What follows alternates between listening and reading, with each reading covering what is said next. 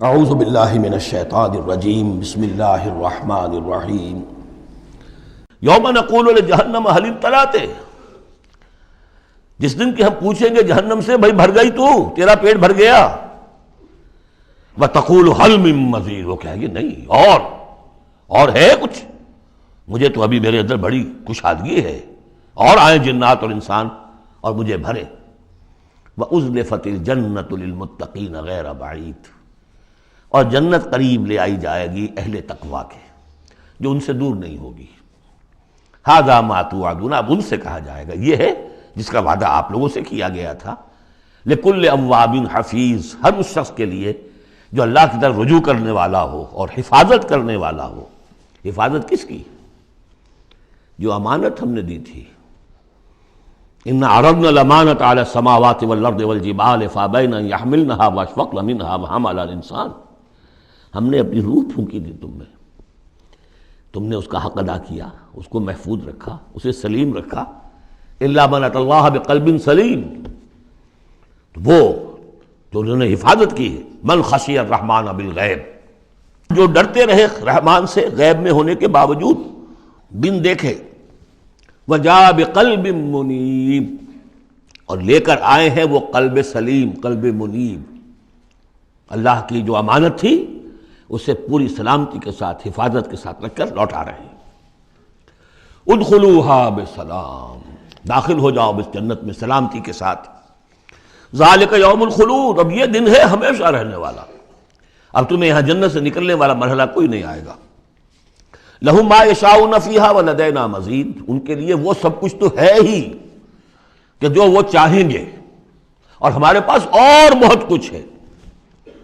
وہ اور بہت کچھ کیا کچھ ہے؟ تین درجے سمجھیے قرآن مجید میں مختلف مقامات پر جنت کے۔ ایک تو جو کچھ نفس انسانی میں داعیات ہیں خود اللہ نے رکھے ہیں، ان سب کی بھرپور تسکین کا سامان، یہ تو نمبر ایک ہے، پہلے ہی سے موجود ہوگا۔ نمبر دو، ہر شخص اپنی ذہنی سطح کے مطابق جو مانگے، یہ مختلف ہوں گی۔ کسی دیہاتی کی اپنی ذہنی سطح ہے، وہ کیا مانگے گا، اور کسی عالم اور فاضل کی اپنی ذہنی سطح ہے، کوئی فلسفی جو ہے وہ کچھ اور مانگے گا۔ کچھ لوگ ہوں گے کہ جو کچھ نہیں چاہیں گے سوائے اللہ کی ذات کے، جیسے کہ رابعہ بصریہ کا قول آتا ہے، ایک یوں سمجھیے کہ ایک جس جذب کے عالم میں کہ ایک روز نکلی ہے گھر سے، ایک ہاتھ میں ایک لوٹے میں پانی تھا اور ایک ہاتھ میں ایک قندیل، مشل، کہ رابعہ کہاں چلی؟ کہ میں اس مشل سے تو جنت کو جلانا چاہتی ہوں، اور یہ لوٹے میں پانی ہے، اس سے میں دوزخ کو بجھانا چاہتی ہوں، تاکہ لوگ دوزخ کے ڈر اور جنت کے لالچ میں اللہ کو نہ چاہیں، اللہ کو اللہ کے لیے چاہیں۔ تو ایسے بھی ہوتے جو آیا نا، یریدون وجہہ، انہیں اللہ کی رضا کے سوا، اس کے چہرے کے سوا کچھ نہیں چاہیے، یریدون وجہہ، تو وہ لوگ بھی ہوں گے۔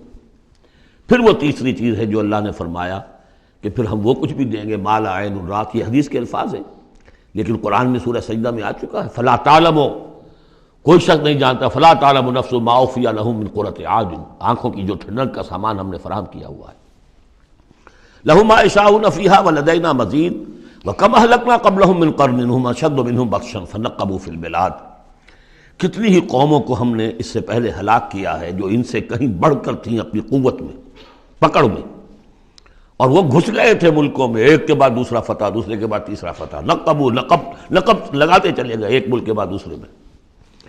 حل من محیص، لیکن جب ان پر اللہ کی پکڑ آئی، وہی کہ جو ملک پر ملک فتح کرتے جا رہے تھے، علاقے پر علاقے زیر نگی کرتے جا رہے تھے، پھر ان کو بھاگنے کی کوئی جگہ نہیں ملی۔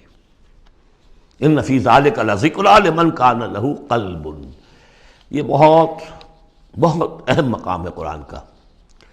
اس میں یاد دہانی ہے کس کے لیے؟ دو طرح کے لوگوں کے لیے۔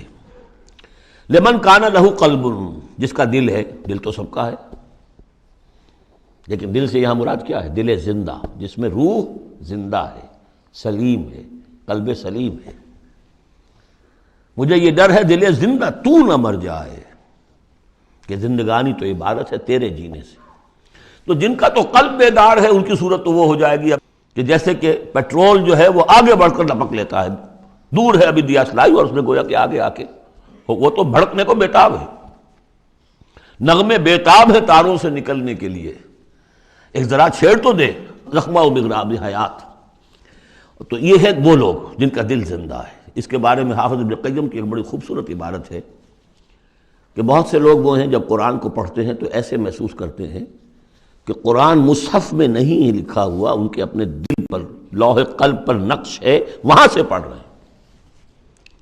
اتنی کہ ہم آہنگی ہے، اس طرح کی سمپیتھیٹک وائبریشن ہوتی ہے قرآن کو پڑھتے ہوئے کچھ لوگوں کی، جن کی وہ اندر فطرت جو ہے وہ صحیح ہے، سالم ہے، پرورٹڈ نہیں ہے، مریض نہیں ہے، مردہ نہیں ہے، چاق و چوبند ہے، بیدار ہے۔ تو وہ تو گویا کہ قرآن کو اپنے قلب سے پڑھ رہے ہوتے، اتنی ہم آہنگی۔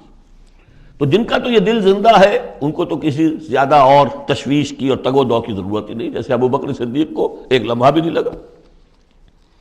ہاں کچھ لوگوں کے اندر ذرا کچھ پولیوشنز ہوتی ہیں، کچھ پردے پڑے ہوئے ہیں، وقت لگ جاتا ہے، تو ان کے لیے ہے او کا لفظ آیا یہاں پر، لمن کان لہ قلب او القى السمع وهو شہید، یا یہ کہ پھر ذرا کان لگا کر سنے اور اپنے آپ کو حاضر کرے، متوجہ کرے، تو یقیناً پھر اس کے حوالے سے اس کو اس قرآن کے ذریعے سے ہدایت مل جائے گی۔ ایک تو ایسے محسوس کریں گے جیسے دیکھنا تقریر کی لذت کہ جو اس نے کہا میں نے یہ جانا کہ گویا یہی میرے دل میں تھا۔ دوسروں کو ذرا محنت کرنی پڑے گی۔ ہمارا جو منتخب نصاب ہے مطالعہ قرآن حکیم کا، اس میں جو ایمان کی بحث میں دو مقامات اسی کی گویا کہ دو طریقے جو ہیں مختلف اسی کی نمائندگی کے لیے۔ ایک طریقہ وہ ہے ان فی خلق السماوات والارض واختلاف اللیل والنہار لآیات لأولی الالباب الذین یذکرون اللہ قیاما وقعودا وعلی جنوبہم ویتفکرون فی خلق السماوات والارض۔ آبزرویشن بھی ہے، غور و فکر بھی ہے، تدبر بھی ہے، اور یہ ذکر کے ساتھ تدبر، ذکر کے ساتھ فکر، یہ دونوں مل کر بات بنتی ہے۔ خالی ذکر سے بات نہیں بنے گی، خالی فکر سے بات نہیں بنے گی۔ اور بدقسمتی اس امت کی یہی ہو چکی ہے اب کہ یہ دو حلقے علیحدہ ہو گئے۔ مفکرین ہیں تو وہ ذکر کی لذت سے ناآشنا ہے، کتابیں لکھ رہے ہیں، بڑی بڑی تفسیریں، آج کل تو کیا کہہ رہا، کیسی کیسی تفسیریں آ رہی ہیں، ذکر سے ناآشنا۔ دوسری طرف ذاکرین ہیں وہ فکر سے ناآشنا، ان کو غور و فکر، سوچ بچار، دنیا کا مطالعہ اس سے تعلق نہیں۔ تو گویا کہ گاڑی کے پہیے جدا ہو گئے، گاڑی کیسے چلے اب؟ یہ دونوں ہیں، ان دونوں کے اندر فقر قرآن امتزاج ذکر و فکر، علامہ اقبال کہتا ہے جزب قرآن زیغمی روباہی است، فقر قرآن اصل شہنشاہی است۔ قرآن کے سوا اگر کوئی شعر بھی بن گیا تو کیا ہے، وہ لومڑی کی طرح ہوگا، کچھ نہیں ہوگا۔ اور فقر قرآن اصل شہنشاہی است، جس کو فقر قرآنی مل گیا، شہنشاہ تو وہ ہے۔ لیکن فقر قرآن کیا ہے؟ فقر قرآن ارتباط یا امتزاج ذکر و فکر، دو چیزیں جب ذکر و فکر مل جاتی ہیں۔ فکر را کامل نہ دیدم جز بذکر، فکر کبھی کامل نہیں ہوگا جب تک کہ ذکر ساتھ نہ۔ یہ ایک طریقہ تو یہ ہے جو سورہ آل عمران والے اس آخری حصے میں آیا۔ ایک طریقہ وہ ہے قلب کو صاف کر لیجئے، اس کی کدورتیں دور کر لیجئے، اس کے آئینے میں قرآن خود بخود منعکس ہو جائے گا اور اس کو جگمگا دے گا۔ یہ ہے جو آیات نور کے اندر ہے، نور علی نور، نور فطرت اور نور وحی مل کر نور ایمان کی تکمیل کرتے ہیں۔ ان فی ذلک لذکری لمن کان لہ قلب او القی السمع وہو شہید۔ عام طور پر لوگوں نے اس او کو واو بنا دیا ہے، اس لیے کہ اس گہرائی میں جا کر ان دو چیزوں کا علیحدہ، یہ دو اپروچز مختلف ہیں، اس کو سمجھا نہیں تو اس کو کہا کہ او جو ہے یہاں واو کے معنی میں اور نہیں، او ہے یہ۔ صدق اللہ العظیم۔